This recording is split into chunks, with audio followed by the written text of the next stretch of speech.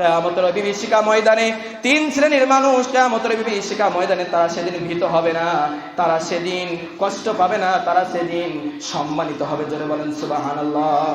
তিন শ্রেণীর মানুষ সেদিন বিনা হিসাবে জান্নাতে আল্লাহ দিয়ে দিবেন। সুবহানাল্লাহ বলেন। সবাই যখন পেরেশানিতে থাকবে, মাথার উপর সূর্যটা চলে আসবে। আজকে তো সূর্যটা অনেক দূরে, 9,30,00,000 মাইল দূরে ওই সূর্যটা মাথার উপরে চলে আসবে।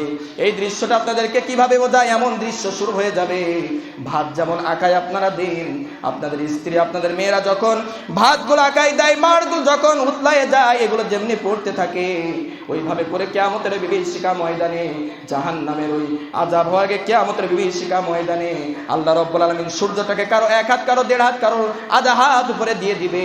এই সময় মাথাগুলো ভাতের মাড়ের মতন গলতে থাকবে। জোরে বলেন নাউজুবিল্লাহ। সেদিন তিন শ্রেণীর মানুষ সন্তুষ্টি চিত্তে থাকবে, তারা খুব ভালো অবস্থায় থাকবে। এক নম্বর হলো যারা আল্লাহ রাব্বুল আলামিনের সন্তুষ্টির জন্য কোরআনওয়ালা হয়েছে। জোরে বলেন সুবহানাল্লাহ। সন্তুষ্টির জন্য কোরআনওয়ালা হয়েছে, দেখানোর জন্য নয়, সন্তুষ্টি করার জন্য কোরআনওয়ালা হয়েছে, কোরআন শিখেছে। এক নম্বর। দ্বিতীয় নম্বর হলো যে ব্যক্তি আল্লাহ রাব্বুল আলামিনের সন্তুষ্টির জন্য মানুষদেরকে নামাজের জন্য আহ্বান করেছে, আসো সালাত আদায় করি।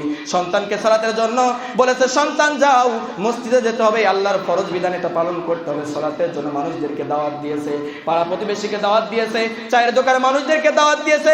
সব জায়গায় যারা একমাত্র আল্লাহ রাব্বুল আলামিনকে সন্তুষ্টি করার জন্য যারা দাওয়াত দিয়েছে, এই মানুষগুলো সেদিন ওই কিয়ামতের বিভীষিকা ময়দানে আল্লাহ রাব্বুল আলামিন তাদেরকে বিনা হিসাবে জান্নাত দিবেন। জোরে বলেন সুবহানাল্লাহ।